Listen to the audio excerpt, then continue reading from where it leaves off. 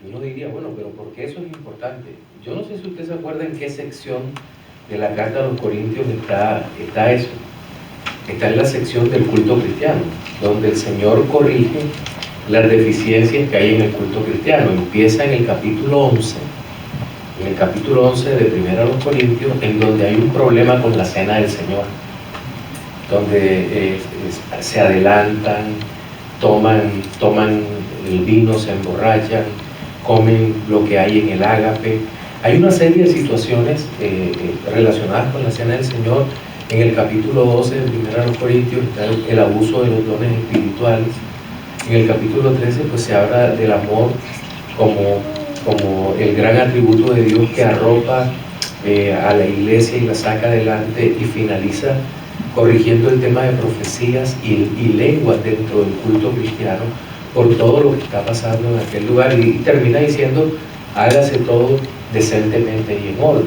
Es decir, que al estar dentro de una estructura cúltica, esa frase o esa sentencia de hágase todo decentemente y en orden, nos lleva a entender que, siendo la predicación positiva la principal actividad que se realiza dentro del culto cristiano, entonces debe ser una actividad organizada.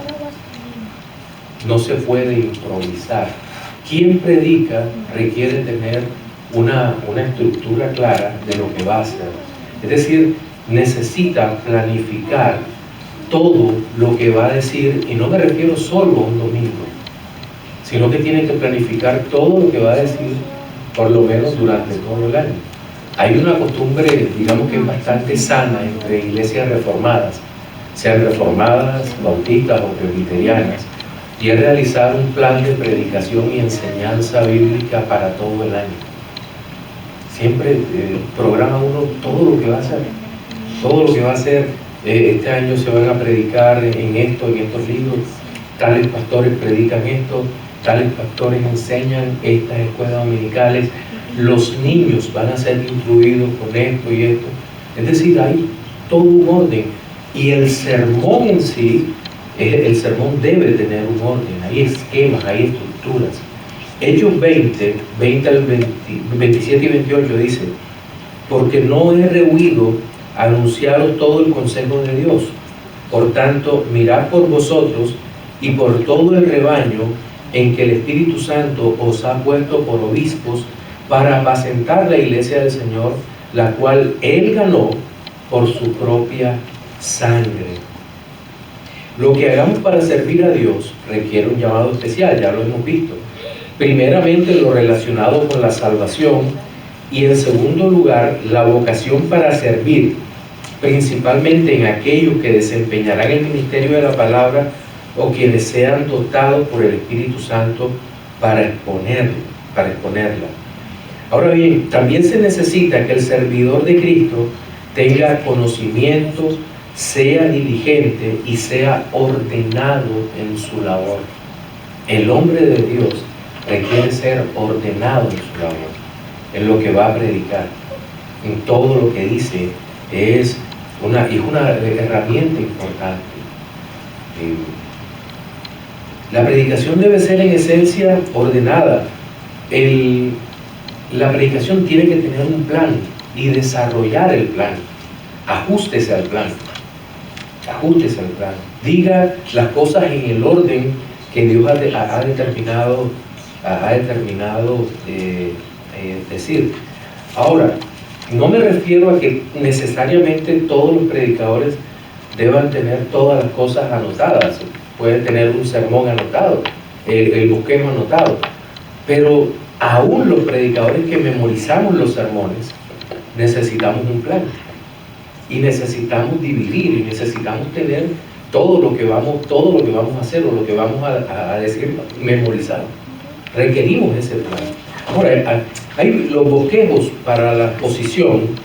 El diseño de cada bosquejo va según el propósito, según el interés que tienen cada uno de los predicadores. Todo bosquejo, sea de un sermón temático. Alguien dijo que Uno puede predicar un sermón temático cada 5 años y luego pasar otros 5 años arrepintiéndose. Pero no es cierto, no es cierto. El hecho es que nosotros necesitamos tener un bosquejo. Y el bosquejo requiere tener una introducción, puntos principales, una conclusión, necesita tener ilustraciones y demás. Pero esas 3 divisiones, o más, pueden ser más, lo ideal son esos como le llaman, el bosquejo reformado, que es el texto, introducción, 3 puntos y conclusión. Eso es lo que llaman el famoso texto, la predicación reformada. Por lo general tiene 3 puntos. Yo creo que a los predicadores reformados nos miran y dicen, ya viene con 3 puntos. El hombre de los 3 puntos, sí. Eso pasa con mucha frecuencia, los 3 puntos y la conclusión. Pero esos 3 puntos deben ser simétricos. Es decir, deben tener una concordancia con el texto que se está diciendo. Deben ser simétricos y deben tener una progresión, es decir, avanzando ¿hacia dónde? Pues a mostrar lo más glorioso. Yo les decía que los sermones deben ser doxológicos al final, es decir, que apuntan hacia la gloria de Cristo. Y eso necesitamos tenerlo en nuestra mente. Entonces, necesitamos tener bosquejos que ilustren. Por ejemplo,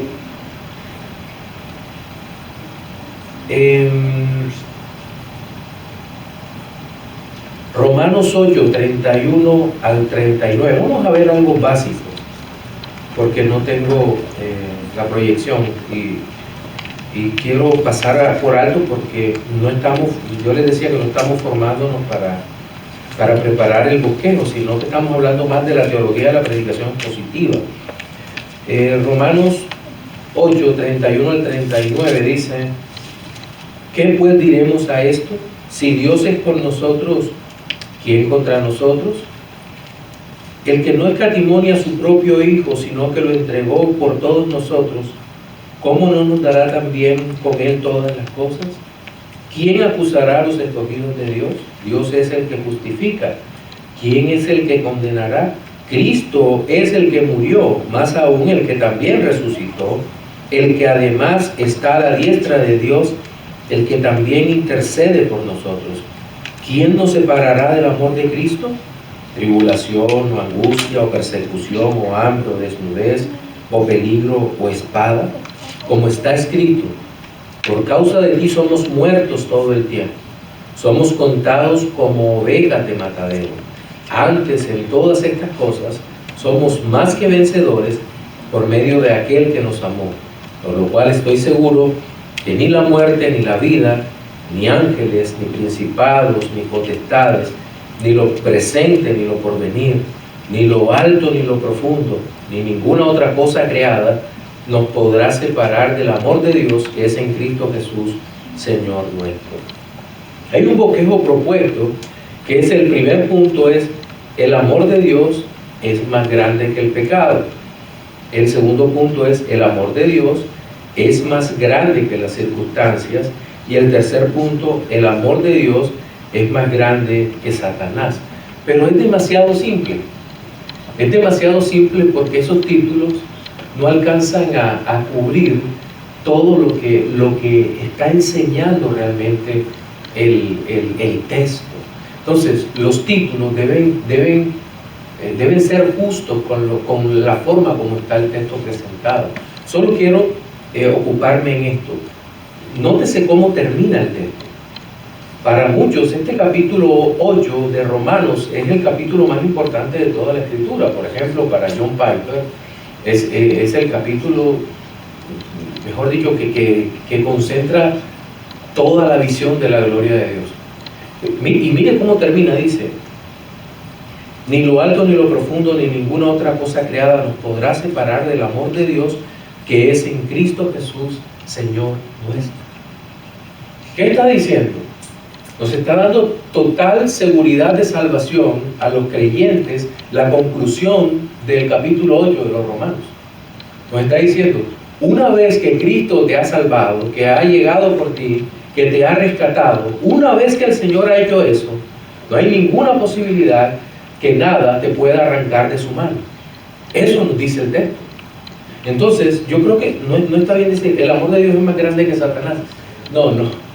Lo que nos está diciendo realmente es que nada nos podrá separar del amor de Cristo. Nada. Entonces, debería estar el título centrado, el título de ese bosquejo, esa parte, centrado en eso. Por eso es que poner títulos, encabezar títulos, no es fácil. No es fácil. Y aquí es necesario que consideremos estos puntos. Solo quería ocuparme un poco en esa parte del sermón. Ahora, ¿por qué digo esto? ¿Y por qué la importancia del orden? Volvemos a lo que decíamos al principio. ¿Podemos mirar a toda la Biblia como un sermón, según lo que hemos visto? Sí, podríamos mirar la Biblia como un sermón. Un gran sermón en donde Dios se predica a sí mismo. Y es el predicador arquetípico. Es decir, el Señor se enseña a sí mismo, se predica a sí mismo. Bueno, pero pregunto, ¿esa Biblia tiene un orden? Claro que sí, porque empieza por la creación, sigue por la caída, ¿verdad? Creación, ahí está todo el tema del pacto dentro de la creación, caída, promesa de redención, gloria. Es un bosquejo perfecto. La Biblia tiene un orden perfecto. Y por esa razón, si nosotros imitamos a Dios aún en lo que está allí, estamos llamados, desde todo punto de vista, a predicar imitando a Dios lo más glorioso posible para Él. Todo esto para la gloria de Dios. Entonces, casi todo, bueno, digamos que todo sermón hace alguna referencia al hecho fundamental del pecado o caída, redención y gloria. Todo sermón. ¿Por qué? Porque todo sermón repite la misma historia. Todo sermón repite. Todos los que venimos a la iglesia a escuchar la palabra de Dios, vamos a escuchar la misma gloriosa historia contada de otra manera. ¿Cuál es la vieja historia? La vieja historia es, como dice el himno, de Cristo y de su gloria, de Cristo y de su amor. Es lo que predicamos. Si alguno no quiere escuchar la vieja historia, temo mucho que no sea creyente. Sí, tiene que salir. ¿Por qué? Porque es la vieja historia lo que salva. Es la historia de Cristo. Y eso es lo que repetimos. Y gracias a Dios, que Dios no nos ha dejado solos, tratando de encontrar, ¿qué voy a decir ahora de la vieja historia? No, Cristo nos ha dejado 66 libros. 66 libros. Hay, creo que 31.109 versículos en donde nosotros predicamos al Señor. Cristo, predicamos la salvación de Cristo, la gloria. Y no estamos reduciendo. Por esa razón, nosotros usamos también ilustraciones. Este punto es importante. Pregunto, ¿la Biblia tiene ilustración? Muchísimas, ¿verdad? Muchísimas ilustraciones. El Señor Jesucristo en el Evangelio, Mateo capítulo 6, 26 al 32 dice: mirad las aves del cielo, que no siembran ni ciegan ni recogen en graneros, y vuestro Padre Celestial las alimenta. ¿No valéis vosotros mucho más que ellas? ¿Y quién de vosotros podrá, por mucho que se afane, añadir a su estatura un codo? Y por el vestido, ¿por qué os afanáis? Considerad los lirios del campo, cómo crecen, no trabajan ni hilan, pero os digo que ni aun Salomón con toda su gloria se vistió así como uno de ellos.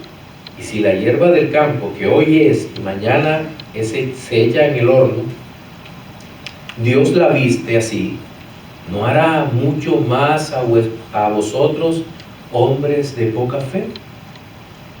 No os afanéis pues diciendo, ¿qué comeremos o qué beberemos o qué vestiremos? Porque los gentiles buscan todas estas cosas, pero vuestro Padre Celestial sabe que tenéis necesidad de todas estas cosas.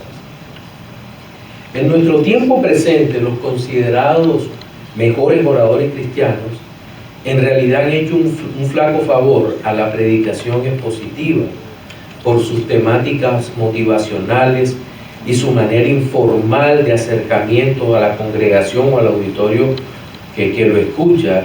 Dista mucho de ser una ilustración apta para un sermón bíblico. Se cambió el relato o el ejemplo que nos da el Señor por experiencias personales, las cuales no son aptas para esto. Se ha interpretado extremadamente mal el significado de ilustrar el sermón. ¿Cómo se ilustra un sermón? Bien, la ilustración no es una anécdota. No es una anécdota. Más técnicamente hablando, son historias cuyos detalles encajan con la narrativa. Una historia que encaja con la narrativa.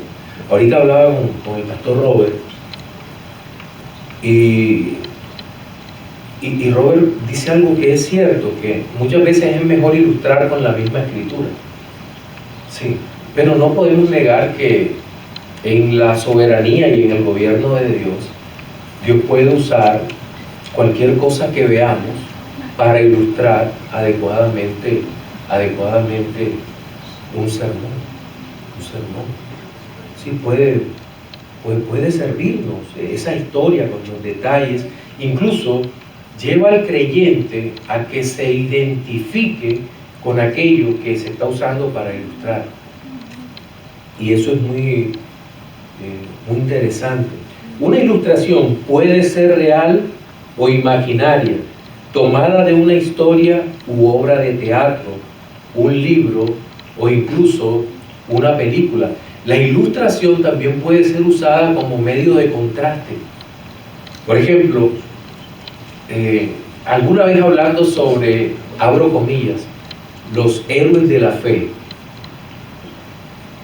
y del capítulo 11 de Hebreos, yo creo que todos hemos en algún momento visto esa lista de héroes de la fe, pero ahí empiezan una serie de preguntas que uno como creyente hace. Por ejemplo, ¿es correcto llamarle héroes?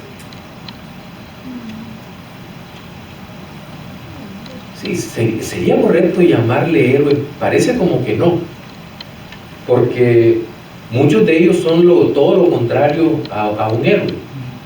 Sí, digamos que el héroe es una construcción gramatical o cultural, como dice un historiador mexicano, creo que es Sansui. Es un historiador interesantísimo, no recuerdo exactamente el apellido, pero la historia nos presenta siempre el camino del héroe. No sé si había dicho esto, de la misma manera. De la misma manera, el camino del héroe, ¿cuál es? El héroe es un hombre común. Vamos al caso de Odiseo o Ulises en la Odisea de Homero, o en las historias de la Ilíada. Un hombre común que de pronto descubre que tiene algo especial. Y aparece la historia, y en la historia aparece un quiebre que luego lo lleva en un viaje, en una aventura, en donde él mismo se descubre para regresar al mismo lugar para ser aclamado como héroe. Y eso se va a repetir en todo. Y voy a saltar de la Odisea a Star Wars. a la Guerra de las Galaxias. Y es la misma historia. ¿Quién es Luke Skywalker? Un hombre normal, un hombre común, que de pronto le dicen que tienen un plan con él. Toda su vida se hace pedazo y se embarca en la aventura para culminar su obra y regresar coronado como el héroe. ¿Y sabe cuál es el error? Nosotros queremos ver lo mismo en la Biblia. No. La Biblia no está construida así. La Biblia es tremendamente realista. Los sermones son tremendamente realistas cuando presentan a personajes, personas reales como nosotros. ¿Cuál sería el personaje ideal para construir un héroe? Sansón. Nació con superpoderes. Dios lo mandó con superpoderes, una superfuerza, más nadie la tiene. Pero ¿cómo termina Sansón? Moralmente destruido, pero salvo gracias al Señor. Pero moralmente destruido, el camino del héroe. ¿Cuál es el problema cuando queremos hacer el camino del héroe en la Escritura? No, miremos a Cristo, el ejemplo de Cristo. Cristo sufrió, miren, el Todopoderoso crucificado.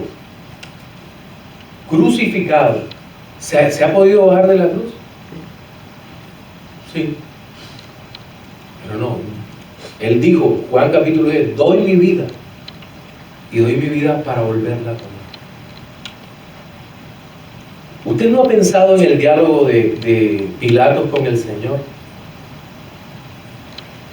Pilato le habla del poder y dice, tú no tendrías ninguna autoridad si no te fuese dada de arriba. Usted no ha pensado, no se ha puesto a meditar qué hubiera pasado si Cristo le dice, suéltame, déjame libre. ¿Qué hubiera tenido que hacer Pilato? Tenía que soltar, dejar libre, porque Él es Dios, Cristo es Dios. Entonces, presentar la palabra de Dios, presentarla, teniendo en mente toda esta realidad, no es fácil y no es fácil ilustrarla. ¿Por qué? Porque riñe contra muchas de las cosas que nosotros creemos. Por eso es tan difícil. Ahora, hay un problema también con la ilustración, y es que las ilustraciones no deberían superar el tiempo contenido de las verdades expuestas. La ilustración no puede ser mayor que la exposición del texto bíblico. ¿Se da cuenta de eso? Por eso la iglesia contemporánea naufraga cuando un hombre se pone enfrente y lo que cuenta es su historia personal. ¿Por qué? Porque su historia personal está superando en tiempo, en intensidad, a lo que realmente es importante, que es la predicación del texto. Lo que tenemos que evaluar es qué es más importante en esto para mis hermanos, Cristo o yo como predicador. Indudablemente, Cristo, el que debe ser. Aprendamos de Juan el Bautista, y voy a tomar palabras de Matthew Henry. Cuando Juan el Bautista le preguntan, ¿eres tú el Cristo? Le dice, no, yo no soy el Cristo. Y los discípulos de Juan están un poco perplejos en la situación y como que tal vez entre ellos se preguntan, pero ven acá, entonces ¿quién es? Y le preguntan, ¿pero qué estás diciendo? ¿Estás diciendo que Él es mayor que tú? Y Juan termina diciéndole, es necesario que yo venga, pero que Él crezca. Eso es lo que dice. Entonces, la ilustración es importante, pero presentar a Cristo es más importante. Si la ilustración no cumple con un propósito de glorificar a Dios, entonces nuestra ilustración no es adecuada para presentar el sermón. Debe conectar con el tema que se está exponiendo y debemos procurar Insisto, no ser los héroes de nuestras ilustraciones. No ser los héroes. En las ilustraciones se pueden usar estadísticas, se pueden usar citas actuales, estudios realizados que tengan claridad y elementos de verdad demostrados. Yo recuerdo que una vez escuché una predicación interesantísima sobre el absoluto poder de la gracia de Cristo sobre gente de todas las naciones. Y dentro del sermón que se estaba predicando, había un grupo de judíos mesiánicos, del movimiento de las raíces hebreas. No sé si acá también habrá de esos movimientos que se han levantado, de las raíces hebreas. Pero básicamente dentro de ese movimiento hay una idea de que únicamente se es salvo a través de la descendencia física de Abraham o de tener alguna conexión con Israel. Y el predicador decía: ¿sabe usted cuál es la proporción de israelitas que había en la época del Señor y aún antes? Era el 0,02%. Y decía: ¿sabe lo que significa eso? Que la posibilidad de que usted tenga alguna conexión física con Israel sea cero. Sea cero. Entonces, si es por conexión natural, lo más posible es que usted esté totalmente perdido. No tiene esperanza. Decía, pero la gracia de Cristo no le interesa el trasfondo, el linaje que usted tenga, sino únicamente que el poder de Cristo es suficiente para redimir, para salvar. Miren cómo usó la estadística allí, o cómo la presentó. Y es cuando uno dice, wow, una ilustración es pertinente bajo esas condiciones. Pero tiene que entenderla uno de esta manera. Ahora, ¿por qué ilustrar? Las ilustraciones tienen una particularidad, o deberían tener una particularidad. Vuelve concreto algunas abstracciones. Vuelve concreto algunas abstracciones.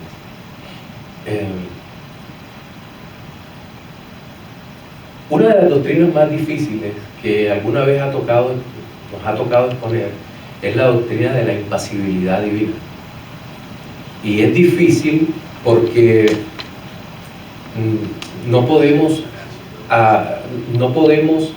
asemejar la impasibilidad a nada.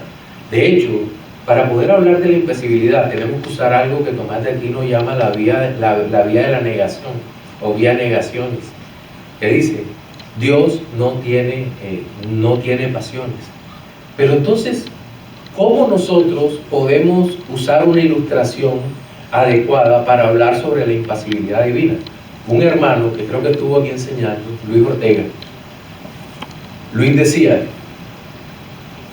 imagínese usted que Dios tuviera cambios en sus emociones, en su vida. Si fuera así, no sabríamos cuándo orar y acercarnos a Él.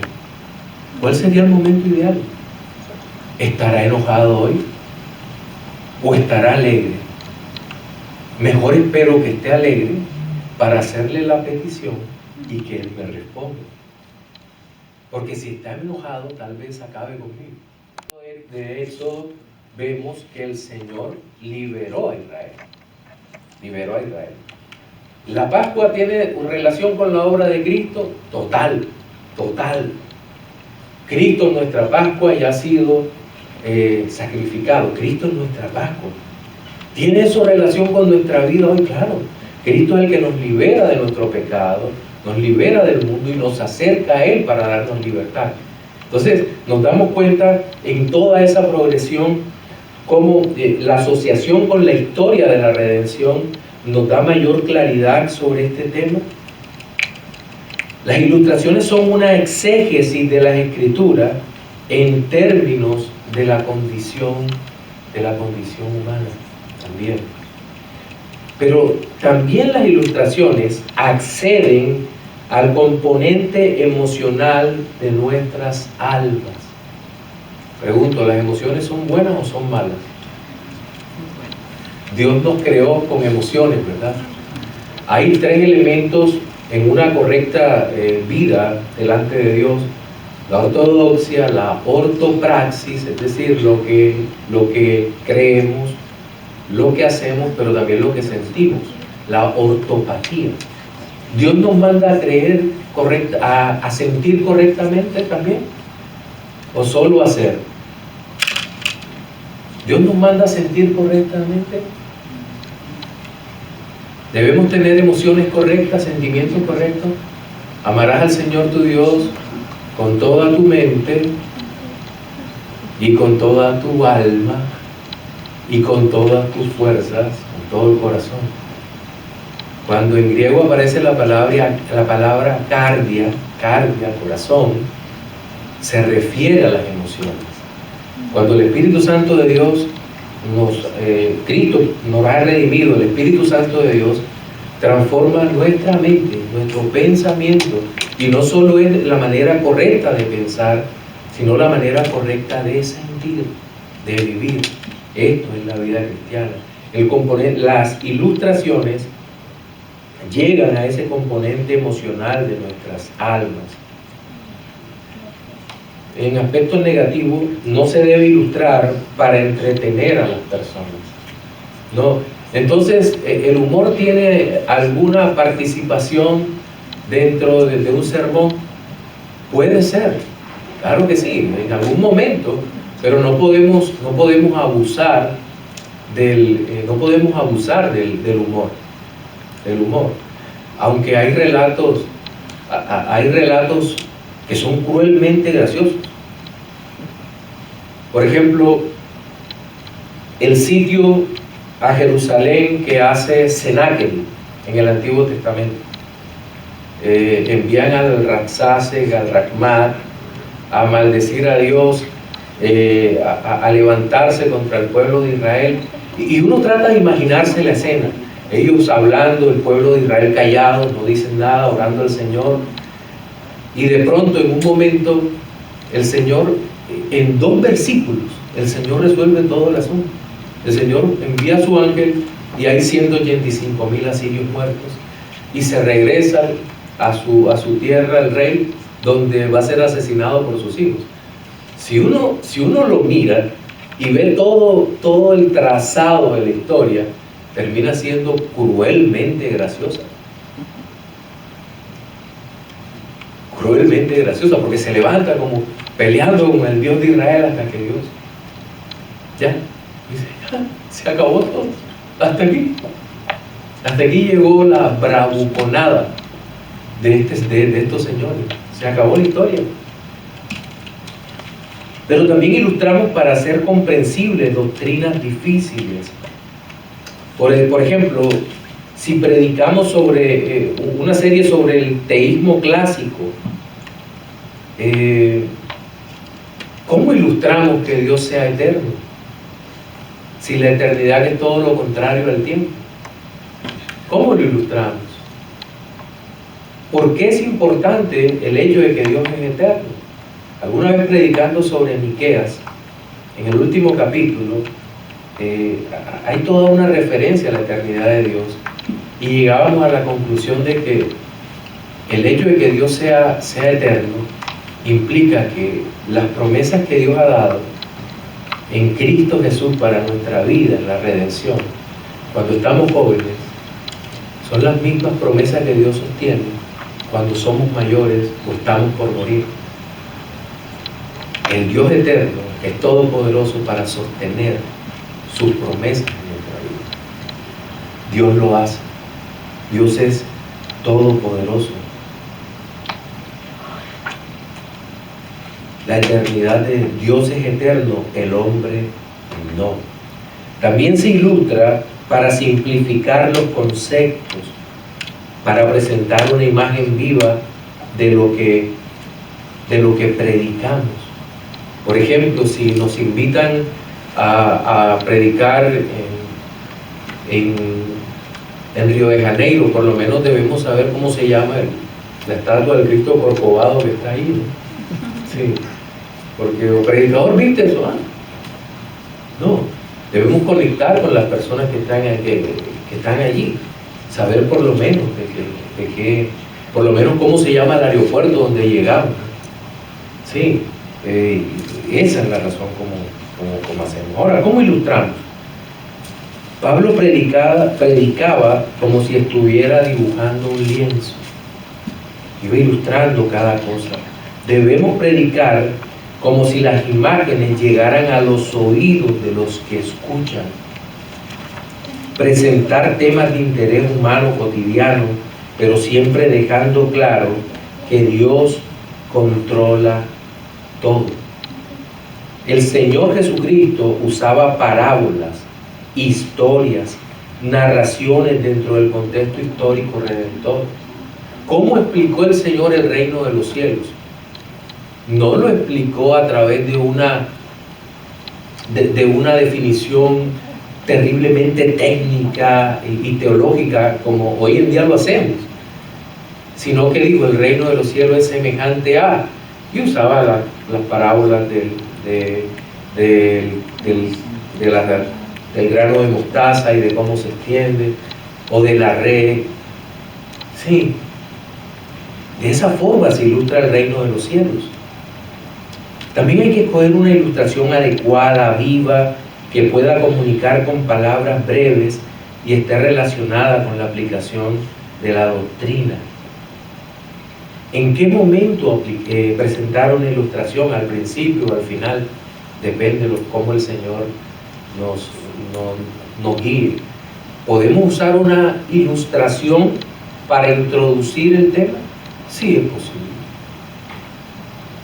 ¿Debemos usar una ilustración para finalizar el tema? Es menos conveniente, porque al final debe haber más que todo un llamado al arrepentimiento y a la perseverancia de los creyentes. Esa sería la razón. Debemos ser creativos en las ilustraciones, no payasos. Creativos, inteligentes, no payasos. No cuente chistes para ilustrar. Otros lo hacen mejor que usted. Están en YouTube y son gratis. Los mejores ilustradores tienen algo de histrionismo. No se puede narrar todo con el mismo tono. Sí, nosotros debemos cuidarnos con los matices. ¿Qué tal uno hablando de la gloria de Cristo en su regreso? Y diga: al final de los tiempos el Señor Jesucristo regresará y nos llevará a la luz. No es creíble. Es verdad, pero no es creíble. No. Cuando se dice una verdad tan gloriosa, se dice: y vendrá de los cielos el Señor Jesucristo a redimirnos, a glorificarse en nuestras vidas, a glorificarnos, a levantarnos en su presencia, nos tomará y para siempre estaremos con Él. ¡Aleluya! Una diferencia muy grande, porque estás expresando la misma verdad, pero tienes que tener convicciones. Convicciones. Vivos. La predicación es viva. Ahora, no todos los contextos son iguales. No es lo mismo predicar en un país caribeño, sí, de donde yo vengo, no es igual, o tal vez predicar el Evangelio en Inglaterra o en Islandia. No, seguramente no es lo mismo. Tal vez levanto la voz en Islandia como lo hice ahora y me sacan. Dice: usted es lo que es un tipo revoltoso. No. Pero tenemos que tener en cuenta también el contexto en donde nosotros predicamos. Creo que ya se nos va agotando el tiempo, y si tienen preguntas sería bueno que las hicieran. Pastor Jesús. Ahí podemos decir la ilustración que el Señor usa en el Nuevo Testamento ilustraciones no bíblicas para transmitir y enseñar doctrinas bíblicas, porque en el Nuevo Testamento no hay una referencia cruzada con lo que registra de las aves Sí, en el Antiguo Testamento, sí, pero la doctrina sí se puede cruzar, pero sí, no la ilustración que él hace ahí, así es.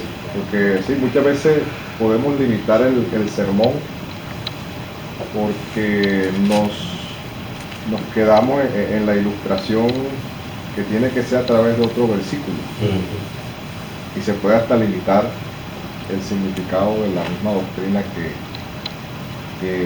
allí se transmite, porque de pronto, aunque la Biblia es una sola unidad, pero hay contextos que difieren en cuanto a lo que se está tratando. El caso de la providencia, Sí, el caso de Job, el Señor es un trato diferente, aunque está la doctrina. Y en caso de muchos personajes bíblicos, la providencia actúa de diferentes maneras. así es, así es. Y de hecho, recordemos lo que decíamos hace un instante, que Dios es soberano y gobierna todo el universo. Y si es así, si hacemos uso adecuado de algo que vemos para ilustrar el sermón, es correcto. No hay problema en lo que hacemos. El Señor los trajo. Sí, sabemos que Él es el Señor, pero creo que nos da un parámetro para que nosotros utilicemos adecuadamente una ilustración. Sí. No sé qué preguntas hay.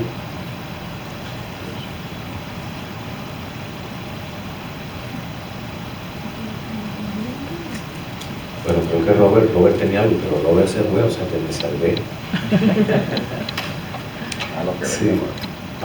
sí, entonces, Pastor Jesús, me entrego el púlpito. Permítanme orar. Señor, gracias. Tú eres nuestro Dios que nos sostiene y nos da la vida. Gracias por tu cuidado y tu amor y tu gracia y por todo este tiempo, Señor, que tú nos has dado. Padre, recibe tú toda la gloria y toda la honra, Señor, y gracias por entrenarnos y bendecirnos. A ti la gloria en Cristo Jesús, Señor nuestro. Amén.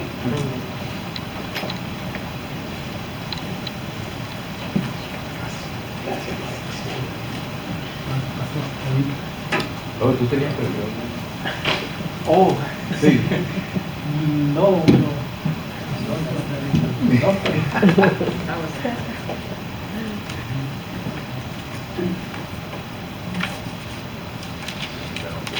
Bueno, hermanos, muchas gracias damos al pastor Alex por el tiempo, por el espacio.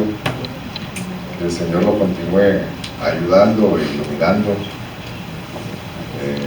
Gracias, hermanos, a todos ustedes por haber asistido. La verdad, es nuestra primera reunión de esta manera y esperamos que el Señor nos ayude a continuar teniendo más fraternidad entre las iglesias hispanas, pastores pues, que están en la Reforma también trabajando con grupos hispanos, los hermanos líderes, pastores, maestros, etc.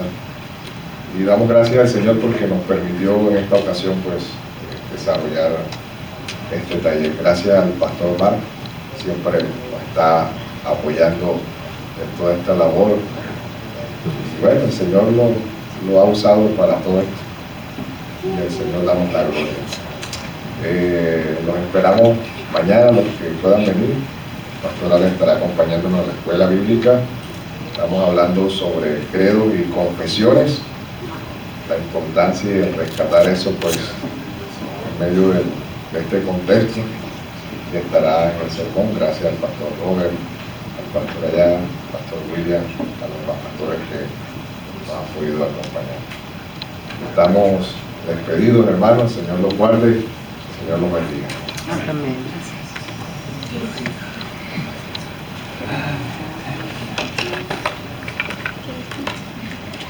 Buenas tardes. Buenos días.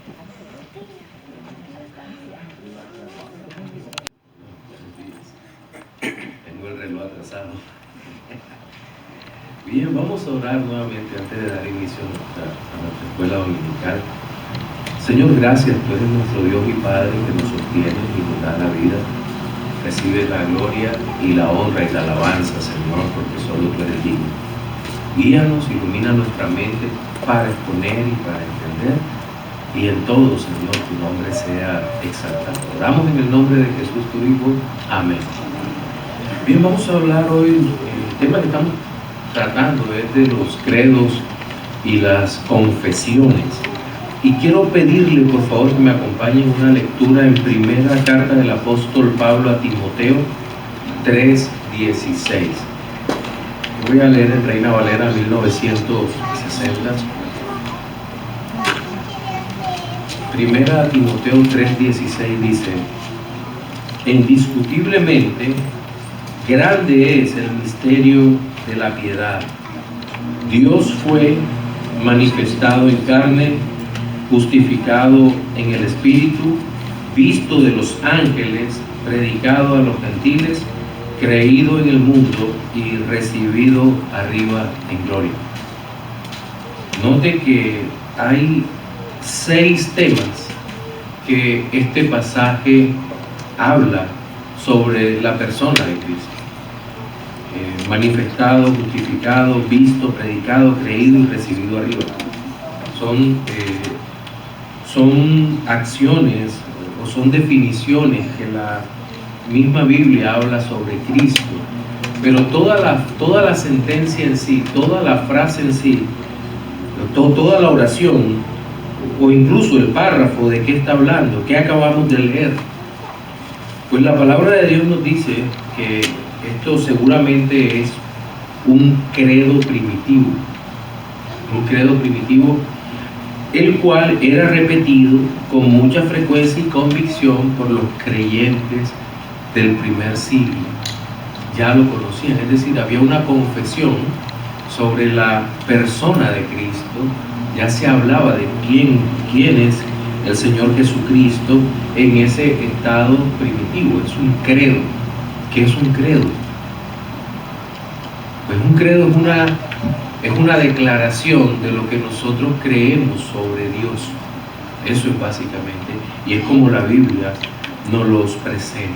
Ahora, dentro de los asuntos que se debaten hoy sobre la relevancia de una confesión de fe histórica, se encuentra el tema si se debe o no una iglesia local adherir a una confesión de la fe histórica, y tal controversia me parece un poco sacada de contexto, porque si somos cristianos y llevamos por apellido reformados, en el caso nuestro somos o reformados o bautistas reformados o presbiterianos reformados, pues necesariamente si tenemos ese apellido de reformado necesitamos una confesión de fe. Necesitamos una confesión de fe.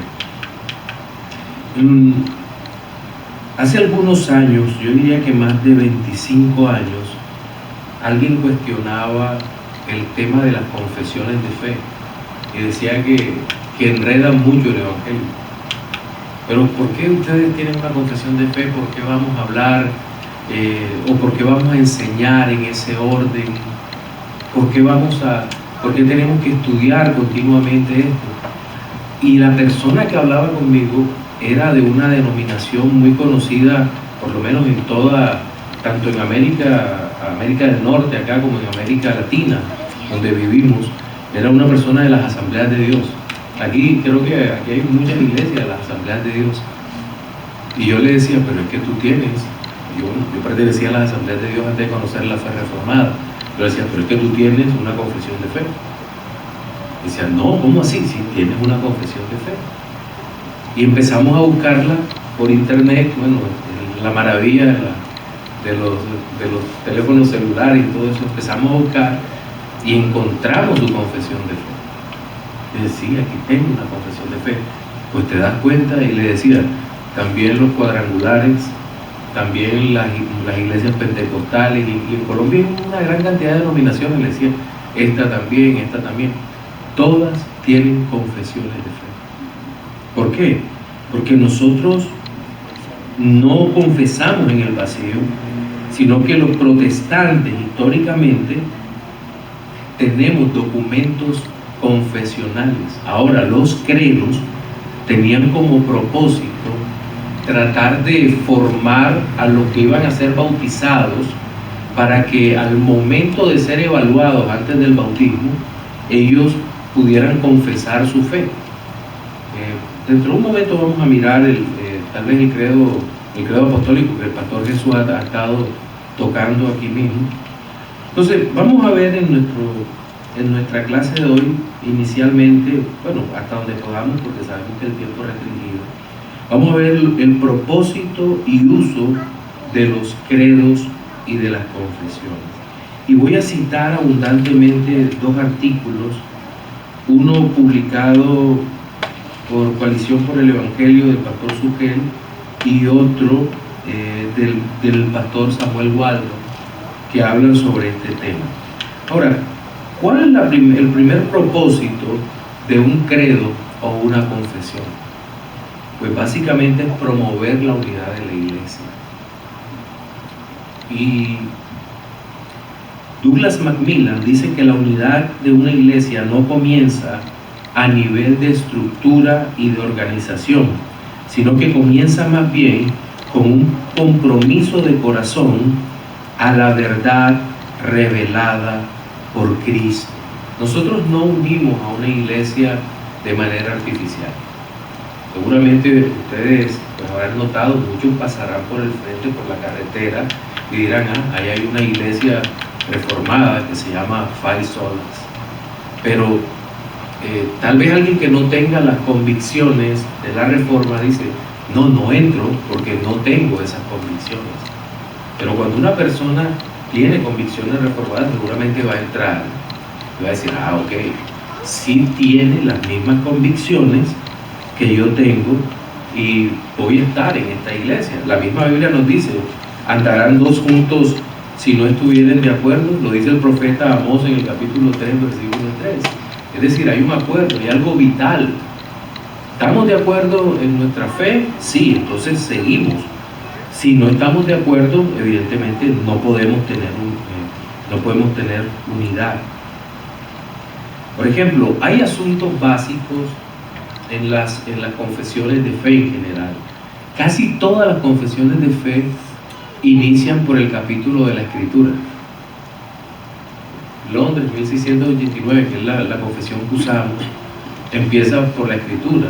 La confesión de fe de Westminster inicia por la Escritura. Hay otras que no, pero digamos que hay un acuerdo general de iniciar por la Escritura y lo que creemos sobre la Escritura. ¿Cuántos libros tiene la Biblia? ¿Cuántos libros creemos que tiene la Biblia protestante? 66 libros. Si ya alguien dice 72, entonces ya sabemos que no es la Biblia protestante, sino que es una Biblia católico-romana, ¿cierto? Pero hay unos puntos que todavía son más importantes creer de la Escritura. Por ejemplo, ¿creemos en la inspiración verbal y plenaria de la Escritura? Nosotros respondemos amén. Creemos en la inspiración verbal y plenaria de las Escrituras. Creemos en la suficiencia de la Escritura. Creemos que la Biblia es suficiente para guiar todos los asuntos de la vida nuestra. La Biblia es suficiente. ¿Y qué pasa entonces si una persona no cree en la inspiración de las Escrituras? ¿Será que puede formar parte de nuestra iglesia local? No puede formar parte de nuestra iglesia local porque no cree en la inspiración de las Escrituras. Seguramente uno trabajará con esa persona en su discipulado 2, 3, 4 meses, tal vez un poco más, pero cuando uno le vuelve a preguntar, ¿cree en la inspiración de las Escrituras? Y aunque nos diga, no, la iglesia es muy linda, los hermanos son muy lindos y todo, pero no creo en eso, no puede ser parte de nuestra iglesia local. ¿Y a partir de dónde evaluamos eso? Sí, por la palabra de Dios, pero a través de nuestra confesión de fe, o de nuestras confesiones de fe. Si una persona dice o enseña que la Biblia no es suficiente, ¿será que puede formar parte de nuestra membresía de iglesia local? es evidente que no puede formar parte de la membresía de la iglesia local. O si dice la Biblia más, o un tema como la justificación por la sola fe en Cristo. Le preguntamos, ¿tú crees que Cristo, somos salvos por gracia a través de la fe en Jesucristo, mediante la fe?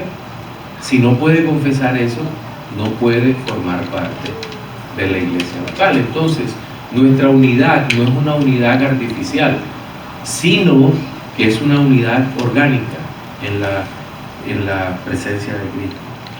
Un escritor en una ocasión afirmó lo siguiente: para arribar a la verdad debemos deshacernos de los prejuicios religiosos, debemos dejar que sea Dios quien hable.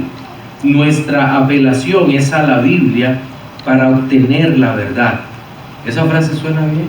Sí, ¿verdad? Suena bien. Suelten los prejuicios, solo la Biblia. El problema es que esto lo dijo un testigo de Jehová. Sí, el pequeño problema. Suena bien, pero no es cierto. No, sí, hay que quitarnos los prejuicios religiosos, pero lo único que nos quita los prejuicios religiosos es conocer la Biblia teniendo una doctrina clara. Eso es lo que realmente es importante. Entonces, si usted se da cuenta, la mayoría de los herejes, e incluso de las herejías modernas o posmodernas, como la falsa doctrina de la prosperidad, la confesión positiva y todo eso, parten o dicen que ellos son bíblicos. Oye, yo creo lo que dice la Biblia. Sí, pero estás creyendo mal lo que dice la Biblia, estás leyendo mal, estás interpretando mal. Las confesiones de fe nos ayudan en ese sentido, nos ayudan a creer lo que debemos creer. Ahora, las confesiones de fe no solo tienen lo que la Biblia dice sobre sí misma, sino que hablan sobre Dios, la creación, el hombre, el pecado, la redención en Cristo, el decreto de Dios, la obra expiatoria, las ordenanzas o sacramentos, hasta los últimos tiempos. Todo, la iglesia, cómo debe gobernarse la iglesia, todo eso está dentro de una confesión de fe, y eso, digamos, que nos hace que nuestra fe sea robusta. Y por esa razón, si usted se da cuenta, nuestras iglesias reformadas discipulan o realizan su discipulado basadas en las confesiones de fe. Más de una vez creo que nos ha pasado que dicen, mira, hay un libro magnífico que habla sobre el discipulado y es escrito por tal autor que es maravilloso. Yo creo que un libro de esos puede servir como un apoyo, pero nuestro discipulado básico es a través de las confesiones de fe, de los catecismos históricos y demás, porque de otra manera podemos perder el centro. Es más, los cursos de membresía y demás deben ser basados en lo que está en las confesiones de fe y lo que confesamos a través de la Escritura. Durante el siglo XIX apareció en escena del mundo teológico con mucha fuerza lo que denominamos liberalismo teológico. Liberalismo teológico cuyos postulados de conocimiento son básicamente humanistas, racionalistas y antisobrenaturalistas. Voy a explicar cada uno de estos términos. El humanismo básicamente es el que se centra en el hombre, en lo que yo puedo hacer o lo que tú puedes hacer, y se incentiva muchas veces eso, tú eres capaz, en fin, es un humanismo reduciéndolo a la mínima expresión. El racionalismo es tal vez el movimiento que le otorga a la razón la capacidad final de juzgar la verdad. Es solo lo que entiendo, eso acepto como verdadero. Ese es el racionalismo. O la razón me lleva al conocimiento de la verdad. Y el antisobrenaturalismo es el movimiento que dice que no puede haber milagros en la Biblia. Esa mezcla, ese cóctel de explosivos es lo que el liberalismo teológico enseñó durante el siglo XIX, y este movimiento prácticamente acabó en menos de 30 años con las iglesias cristianas en Europa. Hoy, más de 130 años después, este movimiento sigue influenciando a las iglesias cristianas y destruyéndolas por dentro. Miren, solo por decirle algo, bueno, hablo de lo que ocurrió en mi país, no sé aquí en los Estados Unidos cómo será, pero las iglesias bautistas en mi país, gran parte de ellas, y las iglesias presbiterianas eran muy conservadoras, y algunas de ellas, yo me atrevería a decir que más de la mitad, eran profundamente confesionales. Pero entraron estos movimientos liberales y lo primero que hicieron fue sacar las confesiones de fe, los credos históricos, los escondieron de la vista de todos y empezaron a decir, no, esos son, digamos, residuos de un mundo antiguo, los que leen eso son dinosaurios teológicos. No, hay que hacer una teología más dinámica, en donde demos soluciones reales al hombre, olvidándose que el problema fundamental del hombre es el pecado. Rápidamente las iglesias sí se llenaron más, pero se predicó menos la palabra de Dios, y hasta el punto que hoy en día la palabra de Dios escasea en estos lugares, y aunque están llenas, sí, están llenas, no hay llenura de la palabra ni llenura del Santo Espíritu de Dios. ¿Qué ha pasado en los últimos años con los movimientos de reforma al interior de las iglesias? Pues el movimiento de reforma lo que ha hecho ha sido poner la sola escritura dentro de la iglesia y tomar las confesiones de fe, que son el vínculo histórico con el pasado, y la han puesto. Ha puesto la confesión de fe nuevamente como la guía por donde las iglesias reformadas se han comenzado a levantar. Hoy en día, aunque parecería algo extraño, se ha vuelto a hablar de la creación hecha por Dios en el término de 6 días. Eso se había dejado de hablar. ¿Cómo vamos a negar que Dios hizo todas las cosas en 6 días cuando es el primer tema que se aborda en el libro de Génesis? Que el hombre fue creado a imagen y semejanza de Dios.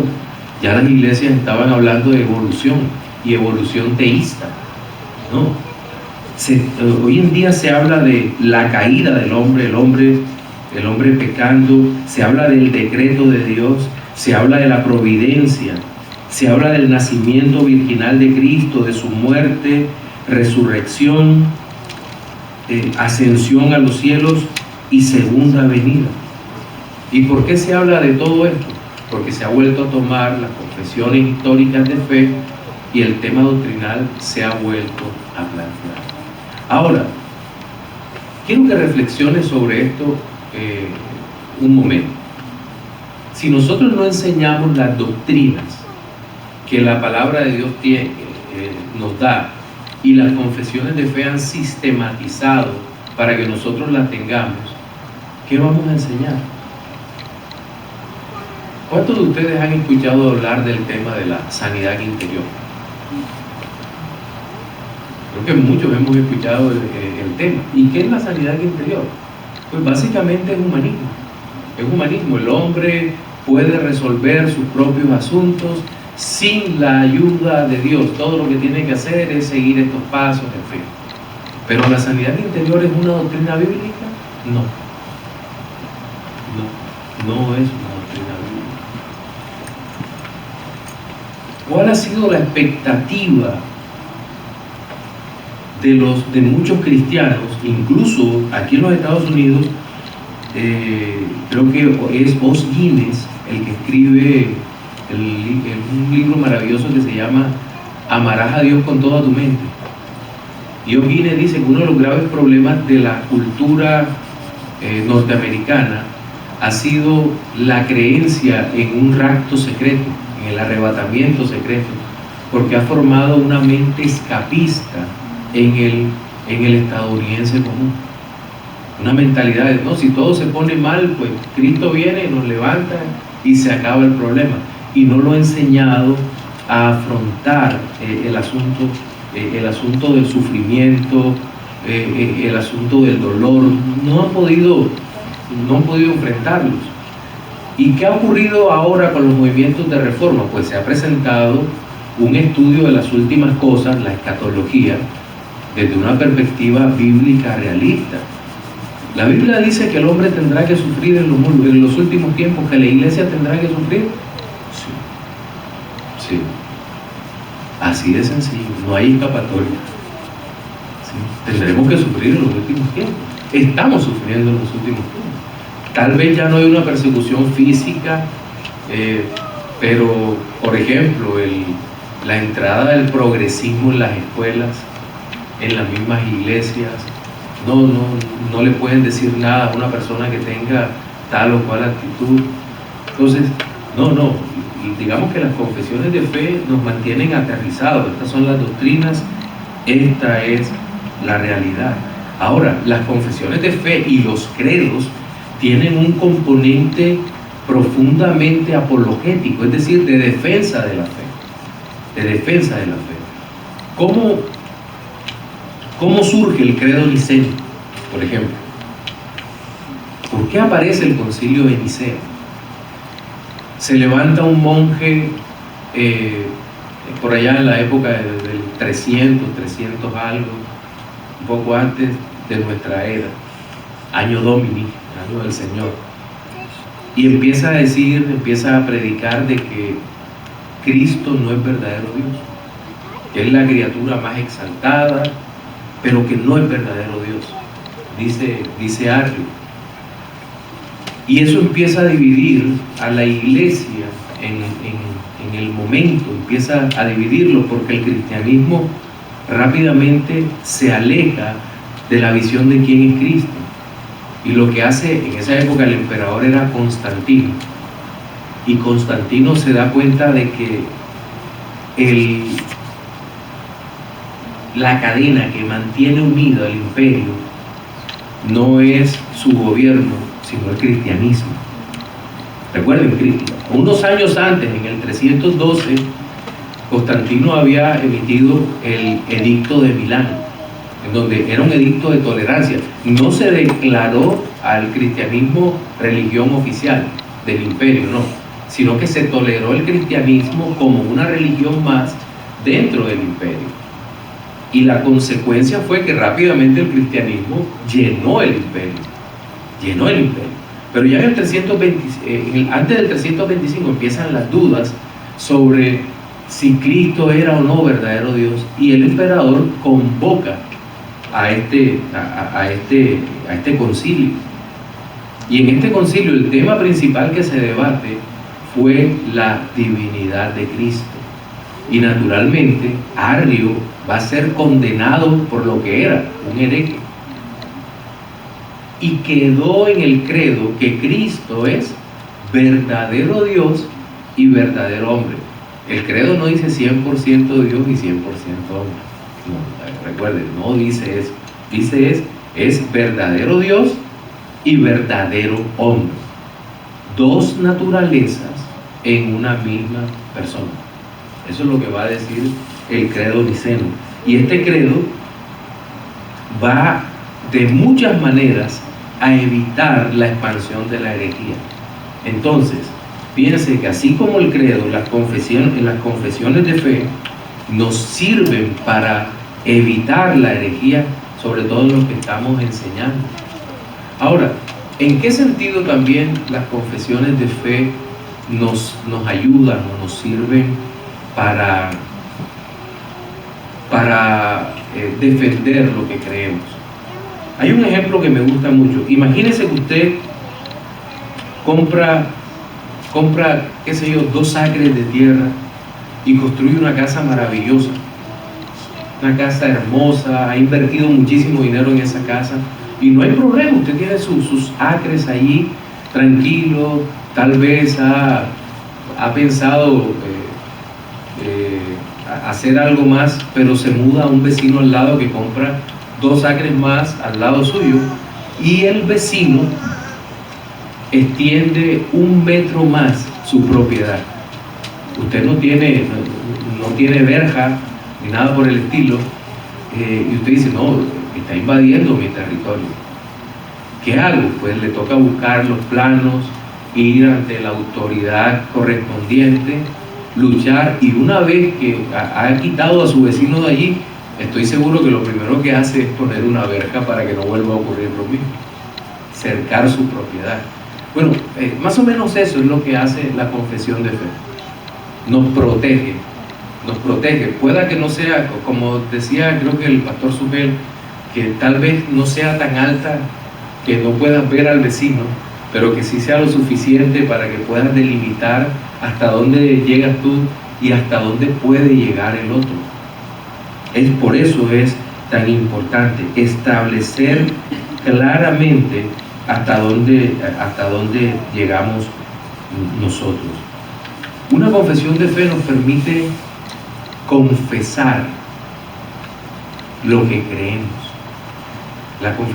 Una de las confesiones luteranas se llama así: en esto creemos. Lo tiene, también las nuestras dicen en esto creemos. Sí, porque contiene todo lo que nosotros creemos sobre la fe y la doctrina. ¿Cuánto me queda?